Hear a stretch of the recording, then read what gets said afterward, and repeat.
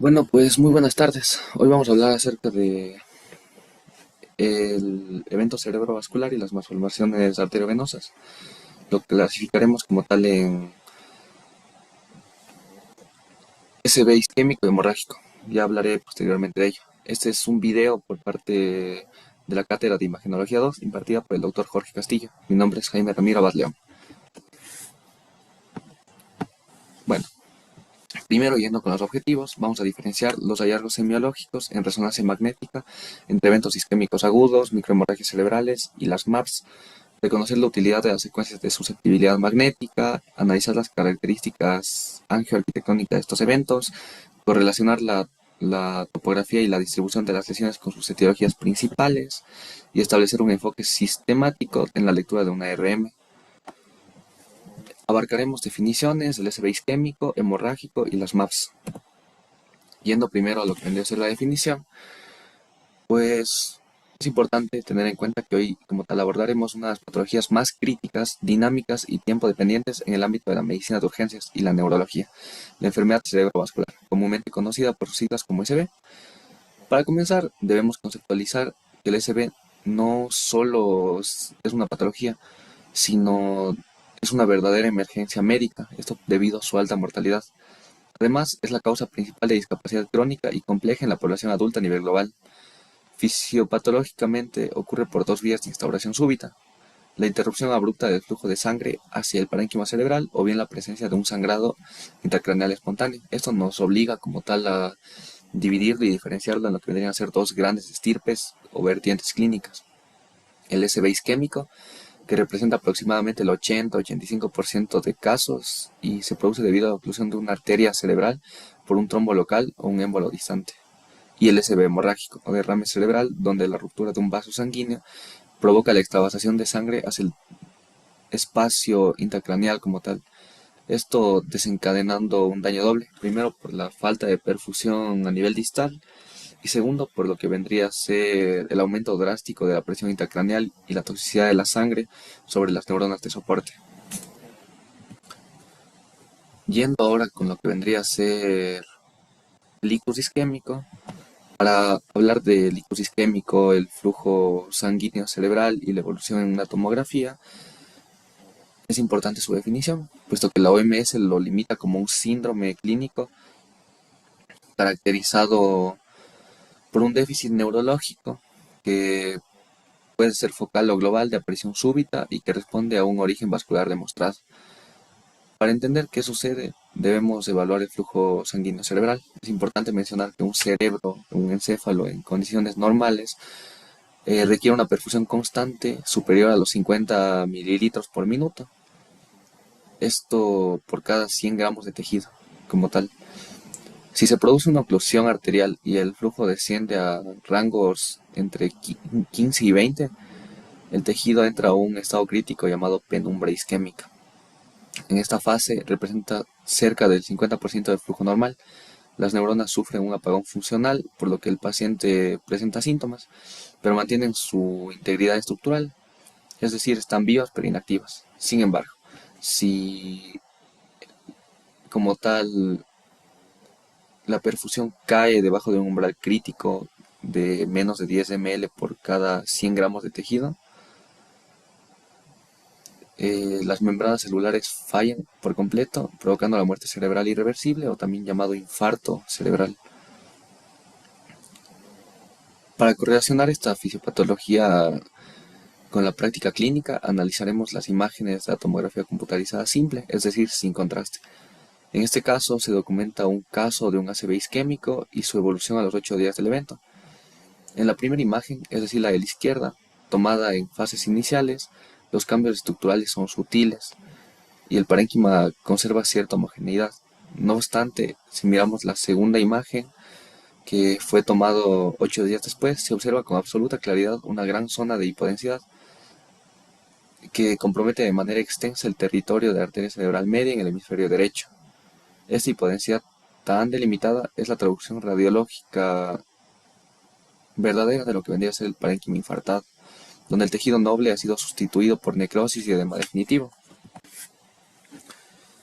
Y bueno, refiriéndonos a lo que vendría a ser la topografía del ictus, pues debemos comprender que el daño cerebral durante un ictus no ocurre de forma homogénea. El tejido afecta pues a distintas zonas. Esto pues organizadas de manera concéntrica en tres zonas bien delimitadas y diferenciadas según su nivel de perfusión.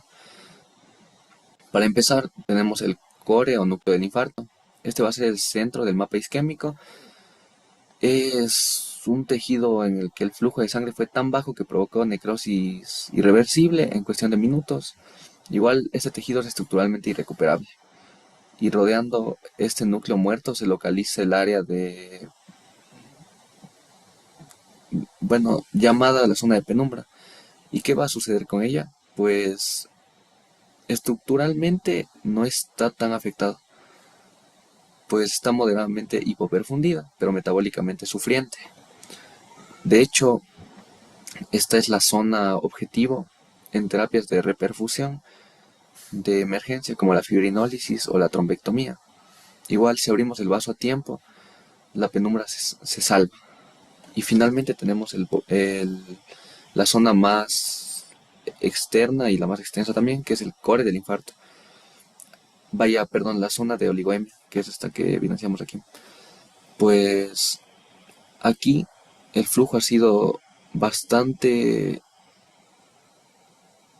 menos afectado que en las otras, por lo cual el riesgo de infarto aquí fue bajo y se podría decir que no tiene tantas consecuencias como en las otras dos que ya mencioné, el core y la zona de penumbra.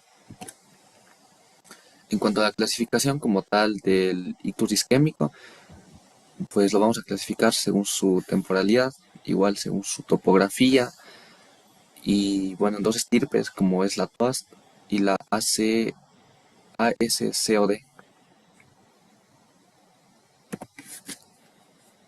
Para continuar con esta clasificación iremos con los infartos de la circulación anterior. Bueno, para continuar con nuestro análisis del ictus isquémico, nos adentraremos en una de las clasificaciones topográficas más relevantes, que son los infartos de la circulación anterior. Desde el punto de vista etiológico, los mecanismos más habituales que originan la oclusión en esta región son de naturaleza embólica. Destacan principalmente el cardioembolismo, donde el coágulo se origina en el corazón debido a patologías como la fibrilación auricular y el embolismo arterioarterial, en el cual los fragmentos de una placa de ateroma inestable viajan desde las arterias de mayor calibre, como la carótida interna, hacia la circulación distal. Es fundamental señalar que dentro de toda la anatomía vascular cerebral, estos eventos isquémicos son significativamente más comunes en el territorio de la arteria cerebral media. Es ahí justamente de donde sale la relevancia de la misma. Esto debido a su calibre y a la continuidad hemodinámica que tiene con la arteria carótida interna, si nos vamos en el ámbito anatómico como tal.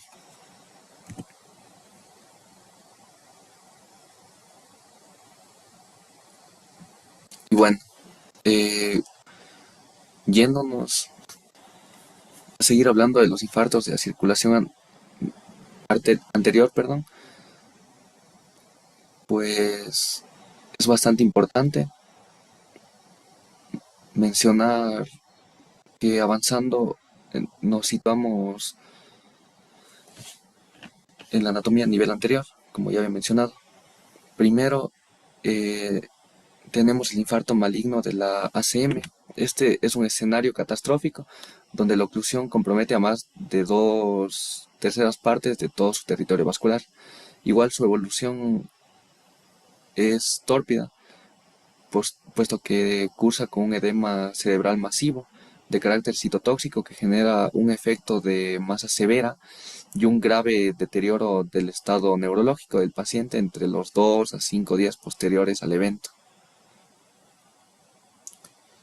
De no intervenirse, este subtipo se asocia a una mortalidad drástica bastante elevada, siendo específicos del 80%, una cifra crítica que afortunadamente puede disminuir de forma significativa si se realiza una craniectomía descompresiva precoz, es decir, retirando quirúrgicamente el colgajo a nivel óseo para aliviar la presión intracraneal antes de que ocurra una herniación encefálica.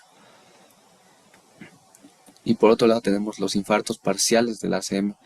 Estos constituyen el escenario más común y frecuente en la práctica médica. A diferencia del anterior, la afectación se limita a común y frecuente. Esto debido a que engloba menos de las 2/3 partes, a diferencia de la que analizamos recién, del territorio de irrigación. Igualmente se distribuyen a partes iguales en el cardioembolismo y el embolismo arterio-arterial, o también conocido como aterotrombótico.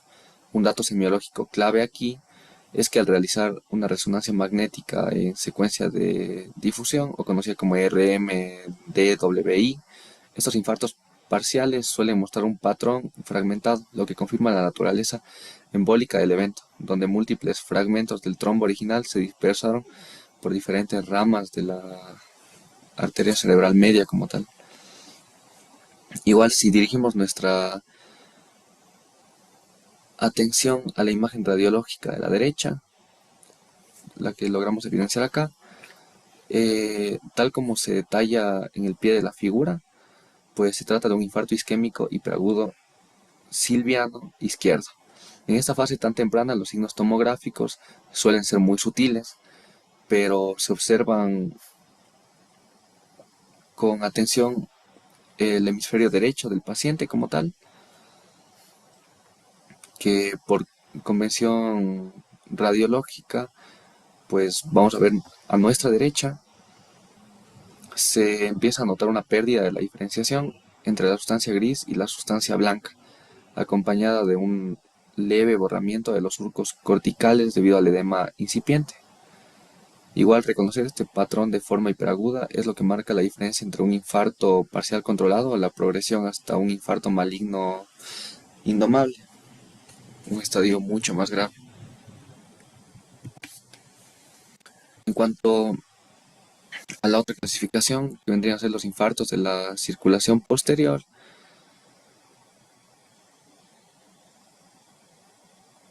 pues ya estamos dando un giro en la anatomía vascular, en este caso a nivel cerebral, para estudiar justamente el ámbito posterior, ya que a diferencia de la circulación anterior, la fosa posterior presenta estructuras óseas densas que generan artefactos en las tomografías computarizadas convencionales.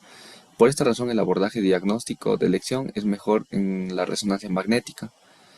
Da su razón, el abordaje diagnóstico es de altísima sensibilidad para detectar isquemia temprana en el tronco encefálico y el cerebelo. Igual topográficamente dividimos las lesiones de la circulación posterior en 3 niveles o segmentos anatómicos muy precisos, cada uno vinculado a causas clínicas específicas. Primero evaluamos el segmento proximal.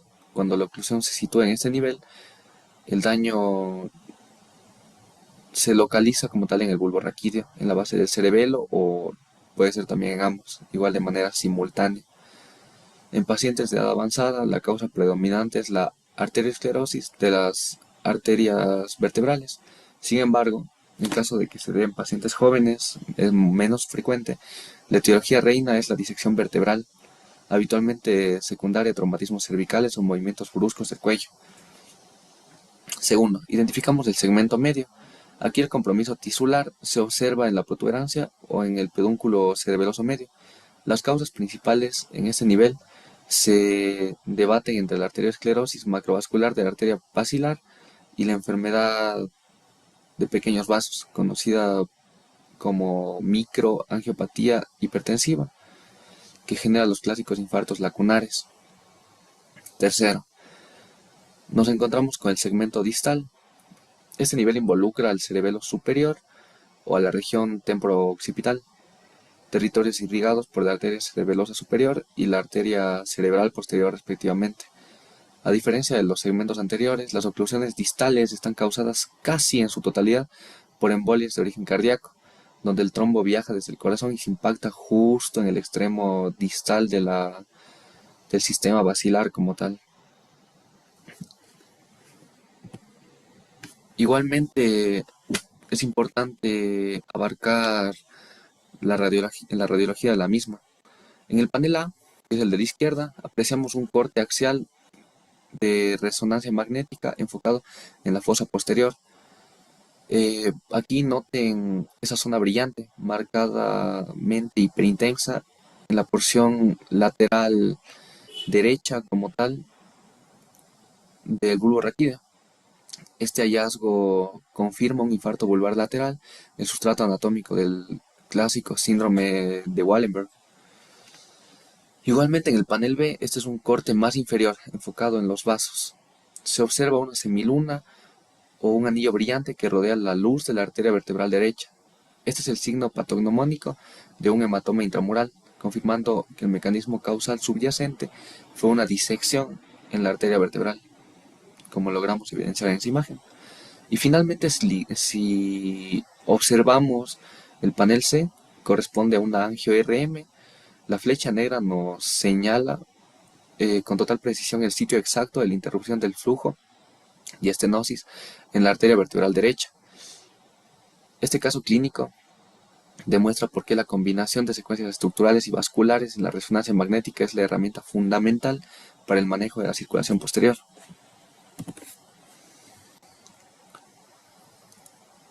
Bueno, igualmente continuando con los infartos de la circulación posterior, vamos a los infartos lacunares, es decir, el sistema perforante se llama. Pues dejando atrás las otras grandes oclusiones en los troncos principales que acabamos de revisar en el segmento proximal de la circulación posterior, nos adentramos en una entidad patológica sumamente frecuente, pero que afecta a la microvasculatura profunda, los infartos lacunares, dependientes del sistema perforante. Estas lesiones se producen por la obstrucción de arterias perforantes de muy pequeño calibre que penetran directamente en el parénquima encefálico profundo. Dichas ramas nacen directamente de estructuras mayores como el propio polígono de Willis, la arteria coroide anterior y la arteria basilar. Debido a su distribución anatómica, las áreas irrigadas propensas a sufrir estos pequeños eventos isquémicos son los ganglios basales, el tálamo, el subtálamo, el epitálamo, la cápsula interna y la región paramediana del tronco encefálico. Igual, al evaluar sus causas, la estadística más prevalente en el 75% de los casos se debe a la enfermedad de pequeños vasos. Y bueno, íntimamente ligada a la lipoilinólisis por hipertensión arterial crónica. El otro 25% restante se distribuye entre mecanismos macrovasculares o sistémicos, tales como el embolismo arterial-arterial, el cardioembolismo, la disección arterial o estados trombóticos por hipercoagulabilidad.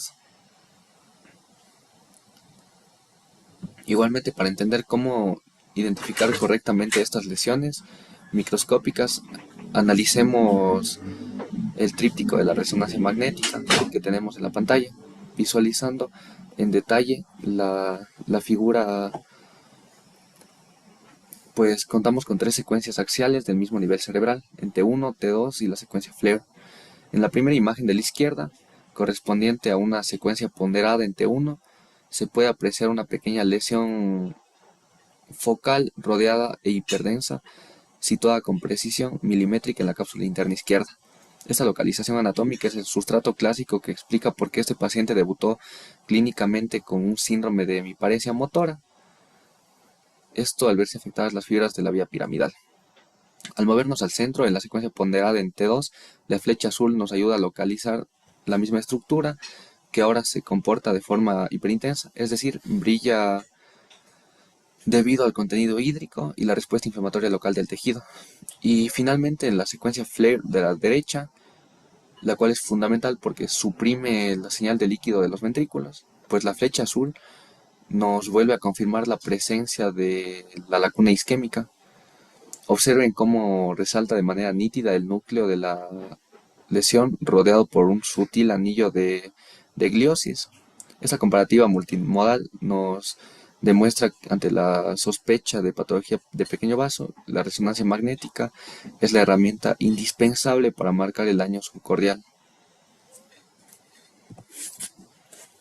Yéndonos con los infartos lacunares únicos, en cambio, pues a diferencia de las lagunas clásicas por hipertensión, estos infartos se originan por ateromatosis proximal, es decir, una placa de ateroma que obstruye directamente el nacimiento a raíz de la arteria perforante, o bien la pared del vaso madre del que proviene, como el polígono de Willis o la arteria basilar como tal. Al comprometerse el origen del vaso, el área isquémica resultante es mayor. Por ello se caracterizan por ser infartos grandes y marcadamente sistemáticos. Igual sus localizaciones más típicas abarcan los núcleos grises centrales, la sustancia blanca subcortical y las cápsulas internas o la región anterior de la protuberancia. Igualmente, para correlacionarlo, observemos el estudio multimodal de la derecha en esas imágenes de ahí. Pues en los patrones superiores, realizados 3 días después del examen, en este caso clínico, que fue de un paciente de 65 años, pues las secuencias T2 flare, es decir, la primera, la A, y la de difusión, que es la B, muestran un infarto agudo de gran tamaño y con edema citotóxico activo, localizado en la región supralenticular derecha. La causa la descubrimos en los paneles inferiores, puesto que la secuencia T1 de alta resolución, que es la C, eh, como tal, revela una placa de ateroma en el segmento horizontal de la arteria cerebral media, que es la que está marcada por la flecha, lo cual genera estenosis focal que vemos claramente en la angio-RM, que es la imagen número D. Este caso demuestra cómo la patología de un gran vaso puede ocluir el origen de las ramas perforantes, simulando un problema microvascular, pero con un impacto mucho mayor.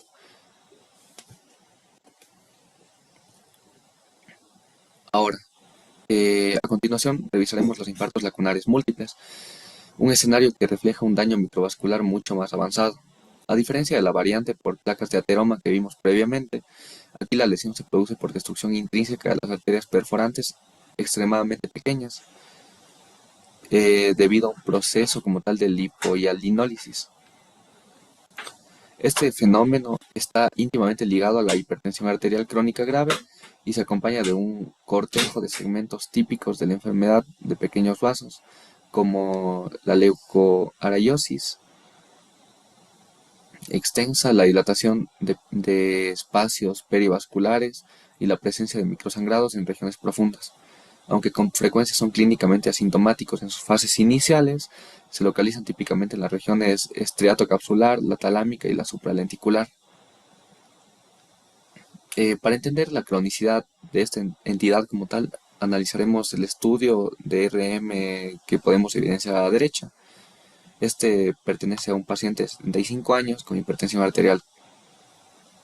A los 3 días del inicio de los síntomas, las secuencias estructurales T2 y de difusión, que vendrían a ser las imágenes A y B, demuestran con claridad un infarto lacunar agudo, brillante, localizado en el tálamo izquierdo, señalado por las flechas amarillas. Adicionalmente, en la secuencia FLAIR se aprecia una marcada dilatación generalizada de los espacios perivasculares de Virchow-Robin en los ganglios basales de ambos lados, como logramos ver.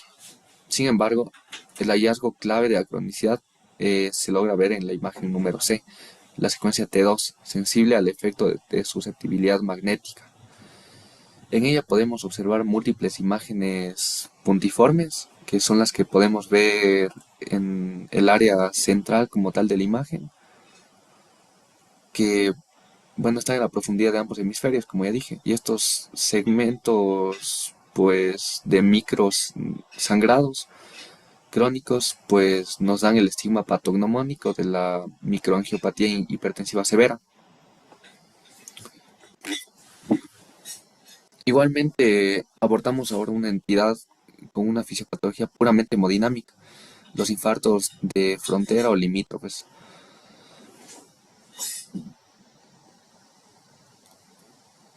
Bueno, eh, para visualizar como tal la distribución exacta de estas lesiones, analizamos el esquema de la derecha, que nos muestra la progresión de los territorios de arriba hacia abajo, en donde si observamos la leyenda como tal, la banda central pintada de rojo representa los infartos de frontera internos. Noten cómo se sitúan linealmente en la sustancia blanca adyacentes a los ventrículos laterales, dibujando el patrón arrosariado que mencionamos. En los extremos de la corteza vemos los infartos limítrofes, externos. Las zonas en azul marcan la transición anterior entre la arteria cerebral anterior y la arteria cerebral media, mientras que las zonas en verde, hacia el polo occipital, marcan el límite posterior entre la arteria cerebral media y la posterior. Esta distribución geométrica tan precisa es lo que nos permite certificar mediante estudios de imagen que el ictus no se debió a la tapa de un solo vaso, sino a un fallo generalizado en la presión y la perfusión cerebral. Igualmente es importante mencionar que estos ocurren en las zonas límite de territorios arteriales, como ya mencioné. Igualmente habrían los internos de las arterias perforantes y corticales con el patrón arrosariado en la RM, los corticales anteriores y los posteriores.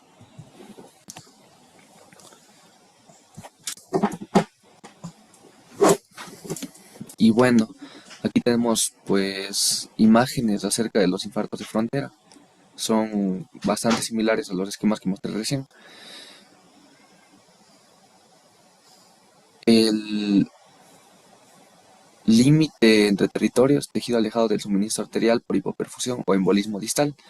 Los tipos pues habrían entre arterias perforantes y corticales.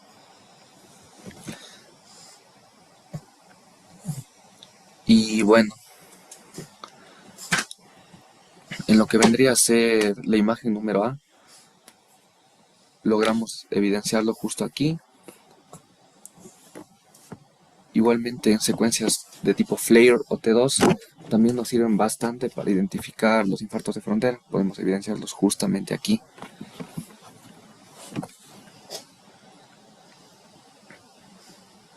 Ahora encontramos en la fase diagnóstica crucial del ictus agudo, hablando de la tomografía computarizada o TC simple. Esta sigue siendo la técnica de elección inicial y la más utilizada a nivel mundial ante la sospecha de un código de ictus. Su principal valor en urgencias no es ver el infarto establecido, sino diferenciar inmediatamente un ictus isquémico de uno hemorrágico, lo cual dicta si el paciente es candidato a trombólisis como tal. Además, nos permite descartar diagnósticos alternativos como tumores o hematomas estructurales y, en caso de sangrado, medir su densidad exacta para ver la gravedad, esto mediante unidades Hansfield. Y cuando nos enfrentemos a un ictus isquémico en sus primeras horas, debemos buscar de forma activa los signos precoces de isquemia.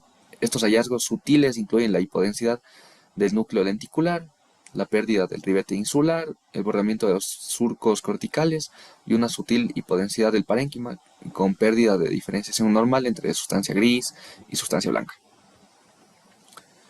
Igualmente vamos a observar aquí tres paneles, el A, B y C. En el A, las flechas amarillas nos marcan los hallazgos en el territorio de la arteria cerebral media, una pérdida de densidad a nivel del núcleo lenticular profundo y un borramiento incipiente de los surcos corticales debido al edema citotóxico.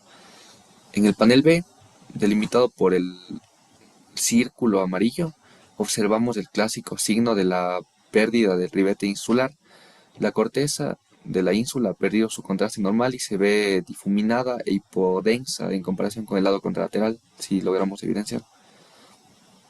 Y finalmente en el C, las flechas señalan una hipodensidad difusa que borra la frontera anatómica entre la corteza y las vías profundas, que vendrían a ser la sustancia blanca, en todo el territorio silviano.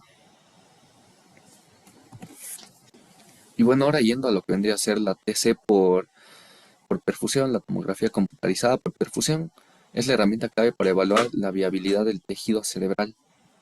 Esta técnica se obtiene mediante adquisiciones rápidas entre el parénquima inmediatamente después de inyectar contraste intravenoso. A través de este barrido, el software generará mapas hemodinámicos esenciales, el FSC, el BSC, el TTM y el TP. Su gran valor clínico radica en que nos permite diferenciar con precisión el core o núcleo ya infartado, la penumbra isquémica, que como ya mencionamos es el tejido en riesgo aún recuperable. Y bueno, hablamos de un mismatch positivo cuando hay una alteración franca del flujo o del tiempo de tránsito, pero el volumen sanguíneo se mantiene relativamente preservado, indicándonos la presencia de tejido salvable. Para entendernos, vamos a analizar el caso que tenemos ahorita a la derecha. En la tomografía simple, la imagen número A, del literal A, se aprecia una sutil hipodensidad insular izquierda, que es la que está señalada por la flecha, puntuando un alto de 9. Sin embargo, al realizar una angio-TC, que vendría a ser la imagen número B, la flecha nos revela una oclusión clara en la arteria cerebral media izquierda. La verdadera extensión del daño desvelan los mapas de perfusión inferiores. El mapa de BSC, que vendría a ser la C igualmente, muestra la caída de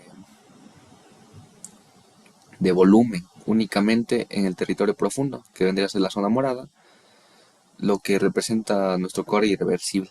Y en cambio en el mapa de la TTM, es decir, el tiempo de tránsito medio, que es la imagen D, muestran un retraso circulatorio masivo que tiñe de rojo el territorio de la CM.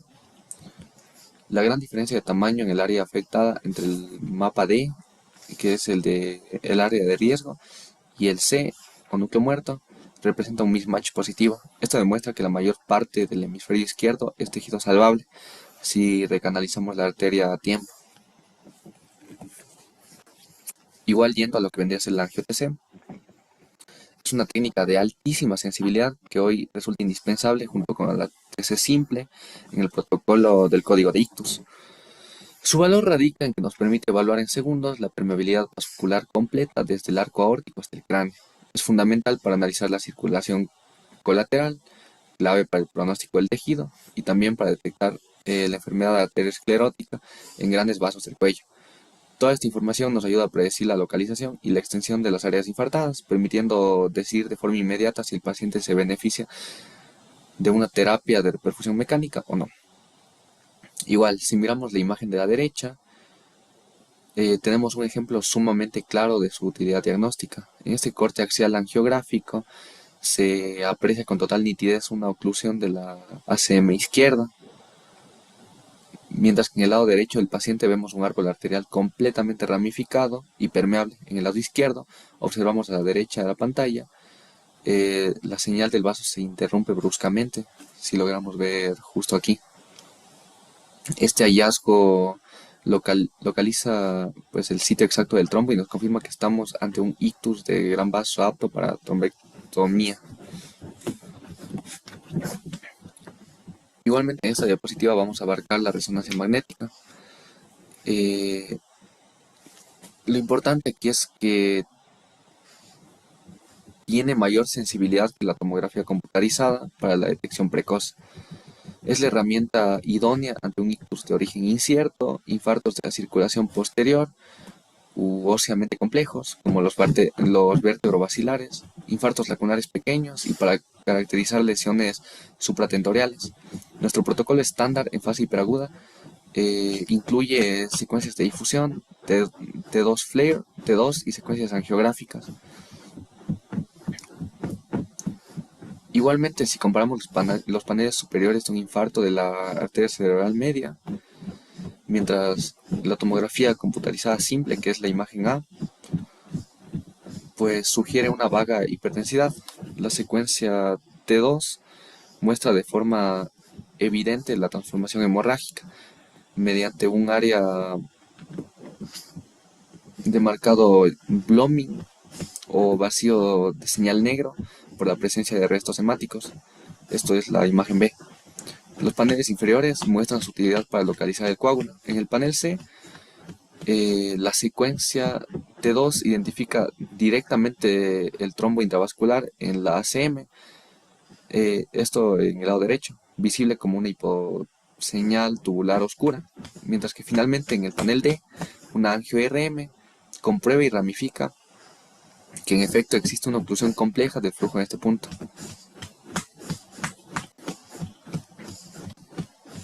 Aquí analizamos la semiología radiológica correspondiente a un paciente con oclusión de la carótida interna izquierda.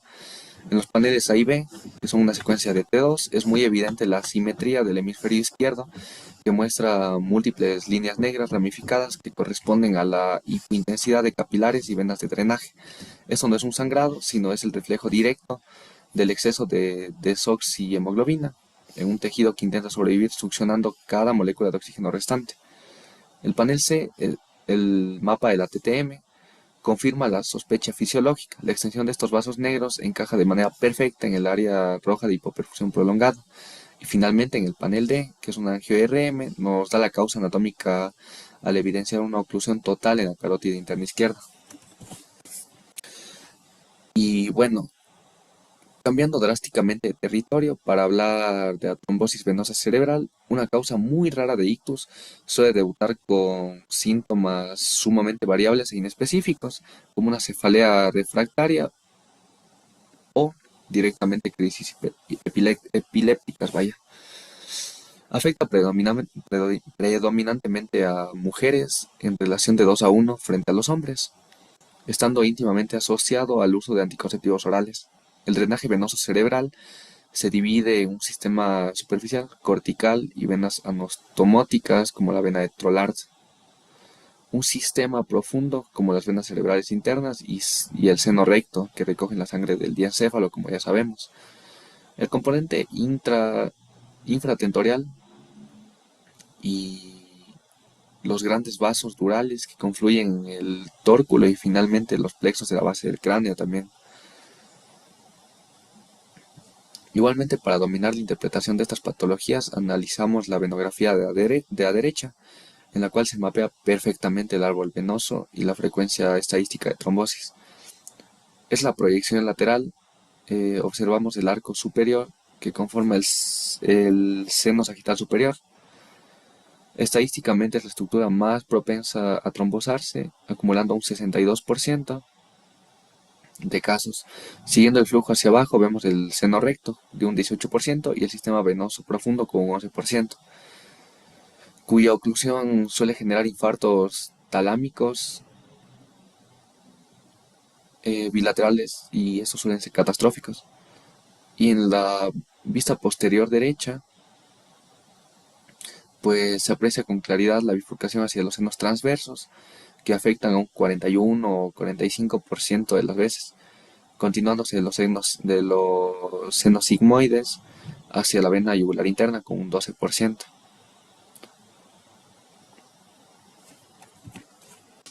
Igualmente tenemos causas asociadas de trombosis venosa cerebral. Tenemos sistémicas que podrían ser hormonales y por fármacos. Aquí recalcamos el embarazo, los anticonceptivos, corticosteroides o la L-asparaginasa, coagulopatías por déficit de proteína C y S, antitrombina 3 o déficit del factor 5 de Leiden.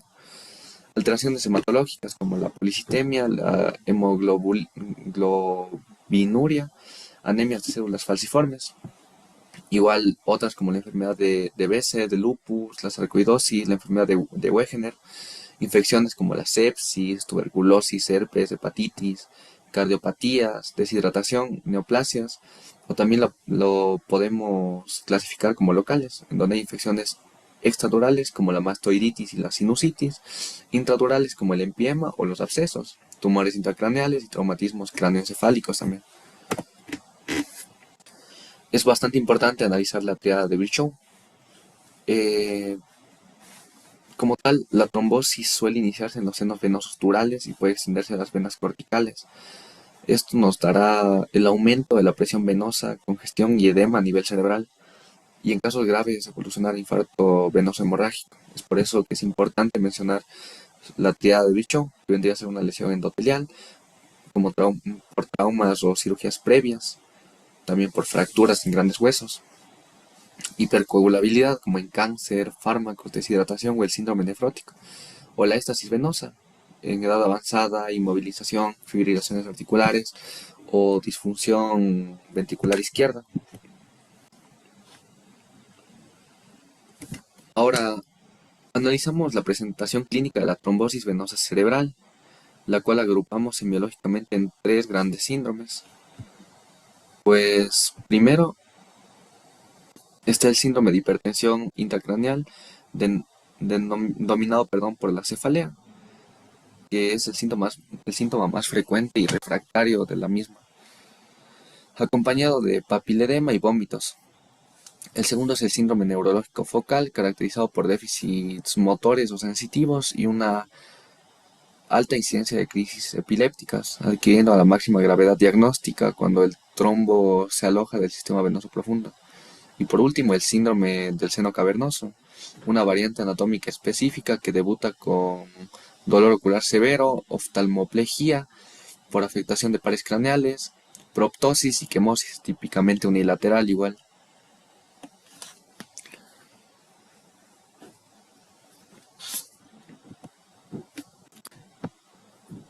Bueno, eh, continuando,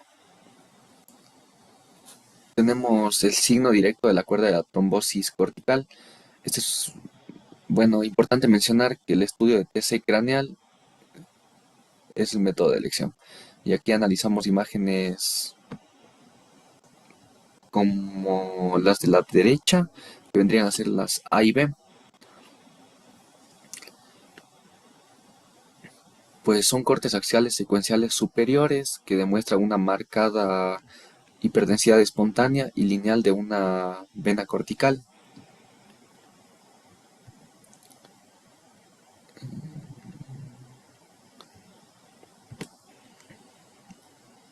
Ok, esto a nivel anterior izquierdo, por, por las flechas que están marcadas ahí en la imagen. Igualmente esto es compatible con el signo de la cuerda por oclusión de trombosis aguda asociado a sutiles cambios por congestión focal adyacente que vendrían a ser igualmente las flechas. Aquí tenemos también el signo directo de la cuerda. Y si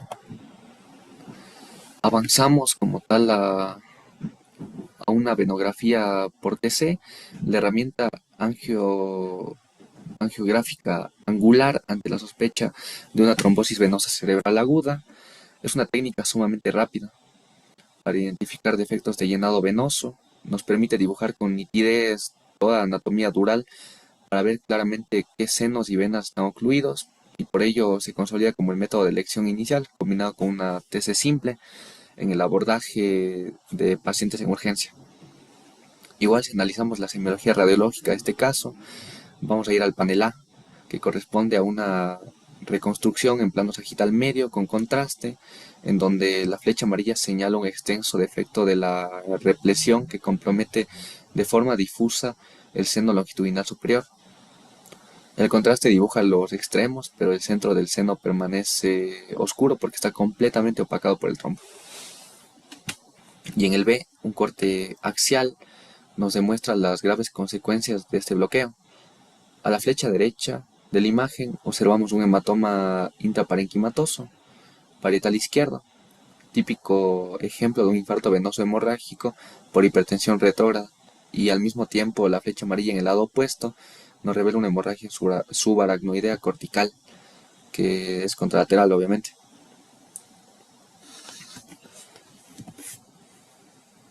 Igual en esta diapositiva analizaremos lo que es la resonancia magnética, conocida también como la técnica reina para fechar cronológicamente una trombosis venosa cerebral gracias a la metamorfosis química del trombo como tal. La señal del coágulo varía según los días de evolución. En la fase aguda, de días de 0 a 5, el trombo es traicionero. Se muestra hipointenso en T1 y puede simular el vacío de flujo normal en T2. La fase subaguda de más de 5 días es la más sencilla de diagnosticar porque el trombo se vuelve intensamente brillante, hiperintenso tanto en T1 como en T2.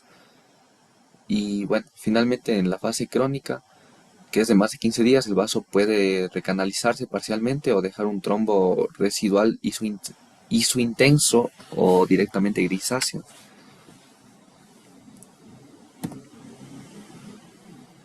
Y bueno, yendo a la siguiente clasificación tenemos el SB hemorrágico. Primero analizaremos el IP de causa hemorrágica. ¿Qué es esto? Conocido también como hemorragia intracerebral. Pues este tipo de sangrado es la manifestación típica de la ruptura de una arteria perforante profunda debido al daño por hipertensión arterial, y en este escenario la presión de la extravasación de sangre destruye el parénquima circundante y, debido a la proximidad anatómica con la línea media, tiende a romper las paredes ependimales del sistema ventricular. Igualmente es muy importante tener en cuenta que al producirse esta irrupción, la sangre inunda las cavidades del líquido cefalorraquídeo. El peligro inmediato radica en la capacidad de la sangre para moldear u obstruir las vías de drenaje del líquido cefalorraquídeo, aunque en las fases iniciales este fenómeno puede cursar sin dilatación ventricular también.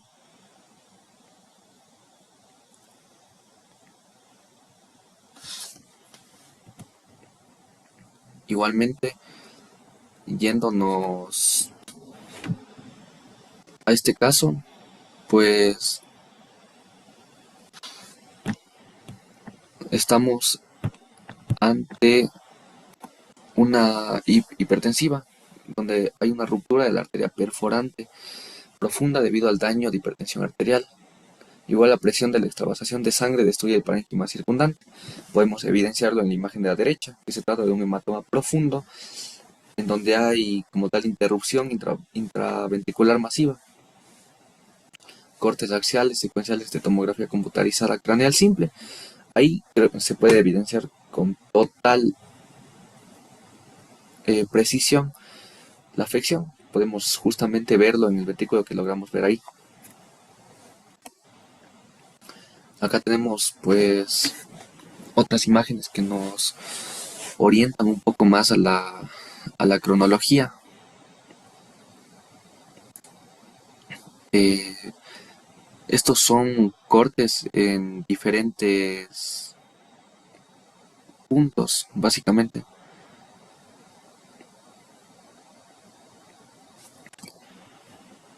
Pues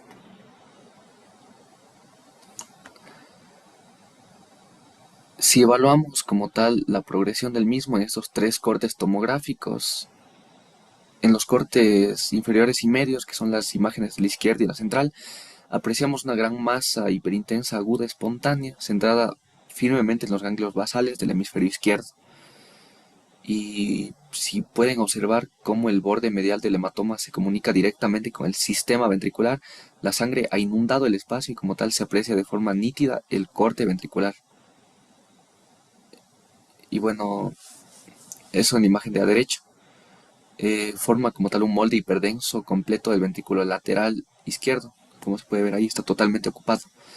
A través del agujero de Monro, el sangrado progresa hacia el tercer ventrículo y hacia el asta occipital del lado opuesto.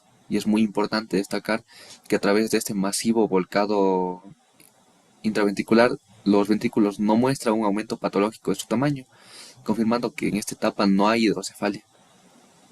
Y bueno, este estudio subraya la necesidad de un seguimiento tomográfico estricto, ya que la organización de este molde hemático puede desencadenar una obstrucción aguda del líquido cefalorraquídeo en las horas posteriores. De ahí la importancia. Igualmente, a diferencia del origen hipertensivo, tenemos una IP por angiopatía mieloide. Pues a diferencia del origen hipertensivo, este trastorno se produce por el depósito patológico de amiloide beta en la pared de las arterias leptomeningias y corticales superficiales. Esta infiltración genera una debilidad y fragilidad vascular extrema, que es la causa principal de hemorragia intracerebral lobular en pacientes ancianos normotensos. Igual clínicamente, además de los eventos hemorrágicos agudos que cursan con focalidad y crisis epilépticas, la acumulación siliente de daño microvascular provoca el deterioro cognitivo crónico y gradual, constituyendo unas demencias vasculares puras más frecuentes junto con el Alzheimer que todos conocemos.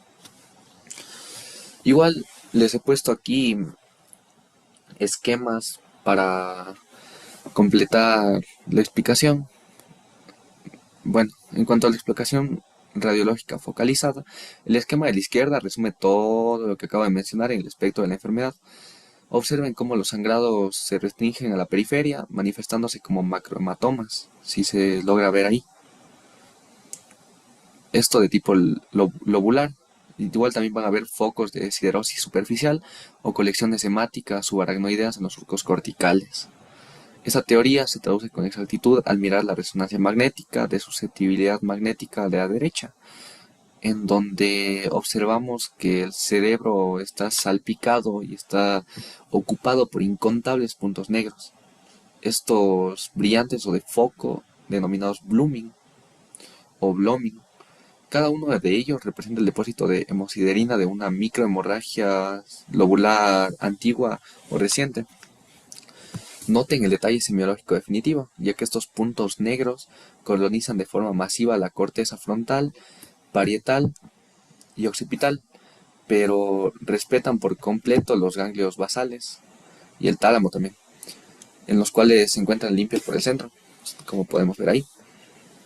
Esa distribución periférica y estrictamente lobular nos permite diferenciar de inmediato y con un solo vistazo una angiopatía amieloide de una microangiopatía hipertensiva, modificando como tal el manejo antitrombótico del paciente. Ese es un signo patognomónico demasiado importante.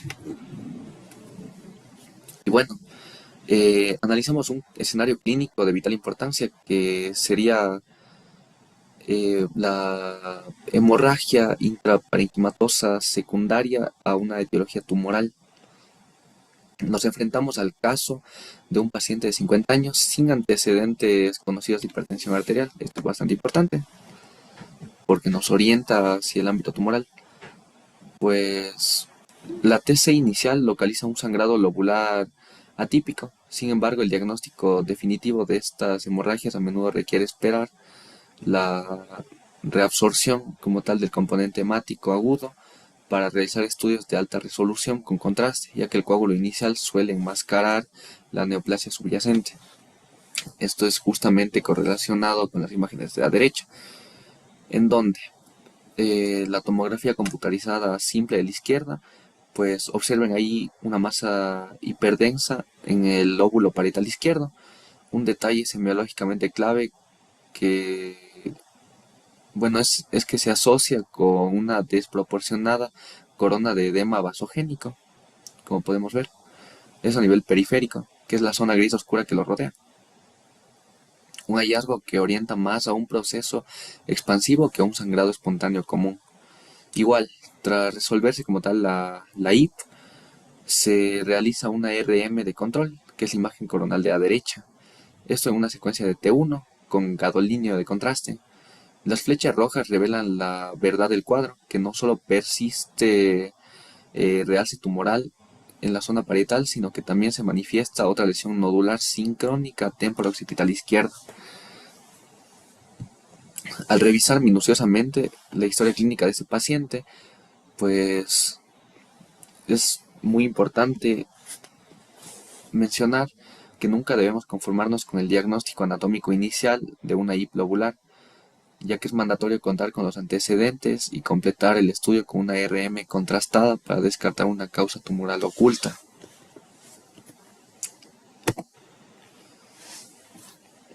Igualmente iniciamos aquí el análisis de la hemorragia subaracnoidea, o con siglas de HSA, en bastantes bibliografías, una de las emergencias neuroquirúrgicas más críticas. Bueno, fisiopatológicamente este sangrado se produce de forma espontánea por la ruptura de un aneurisma sacular, localizándose con mayor frecuencia en la arteria comunicante anterior. Al romperse, la sangre a alta presión se dispersa inmediatamente por todo el espacio subaracnoideo, siguiendo las cisternas e inundando los surcos corticales. Igual en la tomografía computarizada simple es importante porque la traducción es inmediata. La densidad natural de la sangre fresca genera un fuerte contraste brillante respecto al parénquima lo que nos permite como tal identificar la extensión y el origen sospechoso de sangrado en cuestión de segundos, básicamente. Igual, si analizamos a la izquierda, se ilustra perfectamente el origen del daño. La debilidad de la pared arterial genera un saco aneurismático, que al romperse vierte la sangre directamente entre la vía madre y el aracnoides. Esta dinámica se evidencia con total claridad en la tomografía de control central y derechas, que se pueden ver aquí en estas dos imágenes de acá. Ahora, si logramos ver y dirigimos nuestra atención a las marcadas hiperdensidades en el espacio intraventricular y subaracnoideo, las cuales representan fielmente las hemorragias agudas. Observen también la intensa ocupación brillante en la cisura interhemisférica anterior, el sello topográfico de un aneurisma de la arteria comunicante anterior. Además, la sangre aquí ha migrado de forma masiva hacia los ventrículos, rellenando por completo ambas asas frontales y el tercer ventrículo, formando un molde hiperdenso bastante denso. Este patrón tomográfico nos da el diagnóstico definitivo de una HCA aguda y nos guía quirúrgicamente hacia el vaso responsable antes de realizar una angiografía.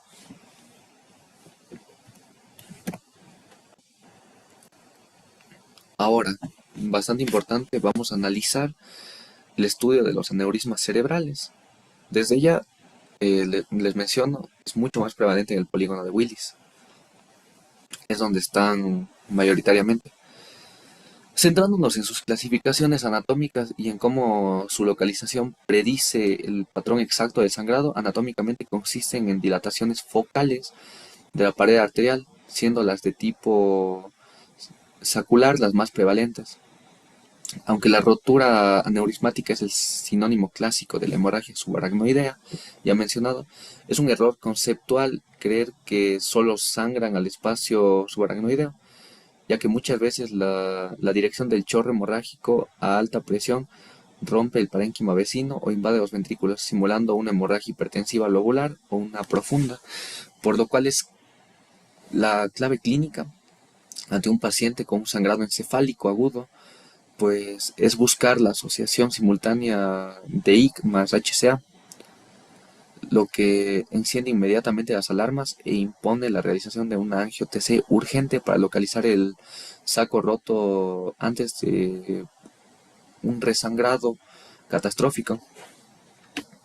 Igualmente les he puesto una angiografía a la derecha que nos va a servir bastante, pues como para ilustrarnos básicamente. Observamos en este mapa tridimensional del polígono de Willis, las arterias como tal están sometidas a un flujo turbulento constante en sus puntos de ramificación. Esto es la razón por la cual el complejo de la arteria comunicante anterior, señalado en la parte superior central de la imagen, representa el punto más frecuente de aparición de aneurismas saculares, siendo hasta un 35% de casos. Debido a su estrecha vecindad con la línea media y el sector parafalciano, con un aneurisma en la comunicante anterior se rompe, la sangre destruye con facilidad el tejido del lóbulo frontal adyacente y bueno, se abre paso hacia las astas frontales. Esto justifica por qué ocurren típicamente con la triada de HCA, IC frontal y hemorragia ventricular masiva o difusa. Por el contrario, si miramos lateralmente hacia la arteria cerebral media, su ruptura en una vértebra suele ser la causa más común. Pero bueno, la ruptura como tal verterá la sangre hacia el espacio profundo de la cisura de Silvio, generando un hematoma silviano, mientras que un defecto en la pica, básicamente la arteria cerebelosa posterior inferior, esas son las siglas, pues en la fosa posterior verterá el sangrado de forma aislada hacia el interior del cuarto ventrículo, siendo patognomónico. Igual, en esta diapositiva revisamos un caso práctico que ilustra la complejidad semiológica de la rotura de un aneurisma cerebral. Si analizamos las imágenes, pues en la tomografía simple de la izquierda, observen la marcada hiperdensidad aguda localizada en la región anterior y medial. Se trata de una hemorragia intraparenquimatosa de disposición parafalciana en el lóbulo frontal izquierdo. Coexistiendo con este hematoma se aprecian pequeños focos de sangre subaracnoidea bifrontales y una inundación masiva del sistema ventricular, rellenando por completo las astas frontales. Esta distribución anatómica frontal y medial es la pista semiológica clave. Apunta de forma directa al complejo de la arteria comunicante anterior o la arteria cerebral anterior también. Y para confirmarlo se procedió a administrar contraste intravenoso en la reconstrucción tridimensional del angio TC de la derecha, en donde la gran flecha roja destaca con absoluta claridad la causa del cuadro, una dilatación focal bien definida que corresponde a un aneurisma sacular de la arteria comunicante anterior. Y bueno, ahora abordaremos una nueva sección que son las malformaciones cavernosas múltiples, también conocidas como cavernomas, y el papel fundamental pues que juegan las secuencias avanzadas de la resonancia magnética en el control y el diagnóstico. Bueno, fisiopatológicamente, los cavernomas son lesiones formadas por lagos vasculares de muy bajo flujo que carecen de soporte elástico o muscular en sus paredes. Debido a esta fragilidad inherente, sufren microsangrados repetitivos hacia el tejido cerebral circundante.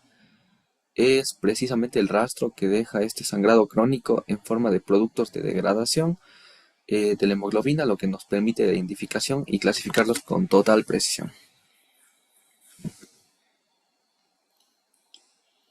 Igualmente, si analizamos los criterios semiológicos clásicos en una RM, el cavernoma maduro se caracteriza por mostrar una señal marcadamente heterogénea tanto en T1 como en T2, típicamente descrita como una morfología en palomitas de maíz, debido a la mezcla de sangre de diferentes estadios de evolución.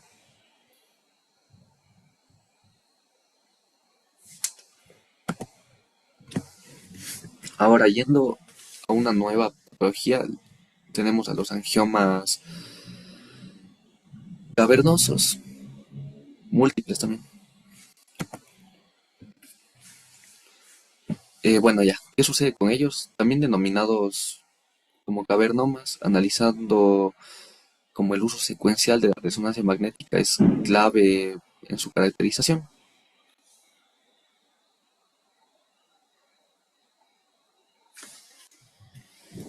Bueno, pues, ¿qué podemos ver aquí?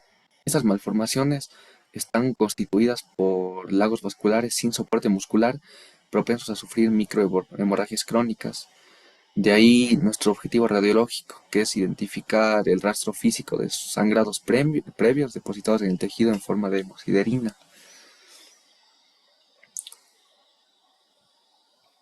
para lo cual evidenciamos las imágenes de abajo. En el corte axial en T1, que es la imagen de la izquierda, y el central, que es en T2, observamos una lesión bastante bien definida en la región heterogénea. En T2 muestra el aspecto clásico de palomitas de maíz, debido a los diferentes estadios de degradación de la sangre rodeado por un sutil ribete oscuro, podemos ver ahí. El cambio diagnóstico definitivo ocurre al mirar a la imagen de la derecha, adquirida pues en eco de gradiente. Esto debido al efecto de susceptibilidad magnética, la hemosiderina brilla por su ausencia de señal, generando un fenómeno de blooming o magnificación. Igualmente el cavernoma principal se vuelve completamente más negro y denso. Pero observen el detalle más importante, ya que en esta secuencia de eco, de gradientes de la figura, pues brotan, eclosionando por toda la corteza bilateral, decenas de pequeños puntos negros milimétricos que eran invisibles en las imágenes T1 y T2 que ya vimos.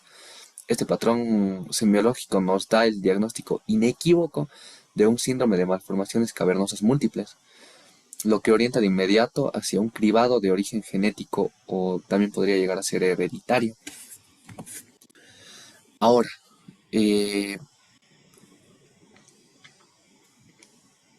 a continuación tenemos en este caso eh, anomalías pues del desarrollo.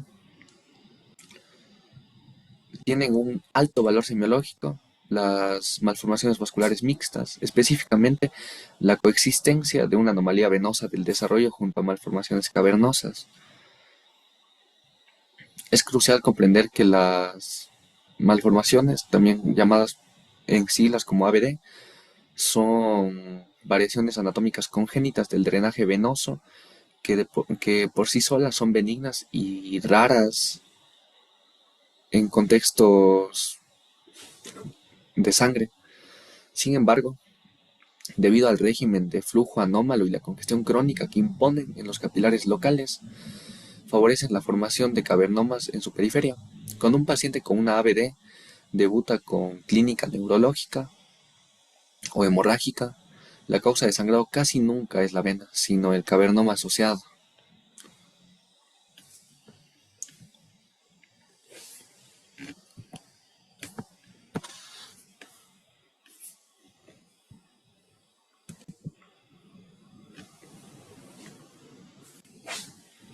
Bueno,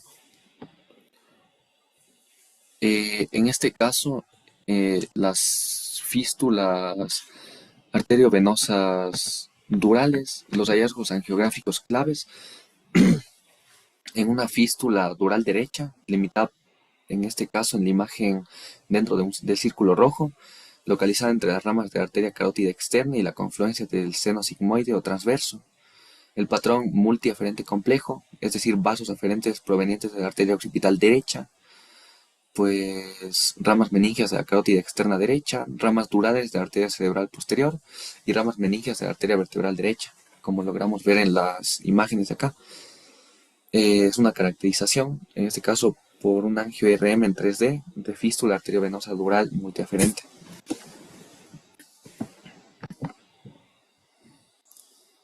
Y aquí tenemos pues imágenes que nos orientan más a lo que vendría a ser esta patología, básicamente. Y eso ha sido todo. Muchísimas gracias. Espero que esta ponencia haya sido, de su agrado, que haya ayudado y sobre todo que haya cumplido sus objetivos, que son la comprensión de estos eventos patológicos, que es muy importante el ámbito radiológico para el diagnóstico, tratamiento, incluso prevención de los mismos. Nos veremos en un próximo video. Muchas gracias.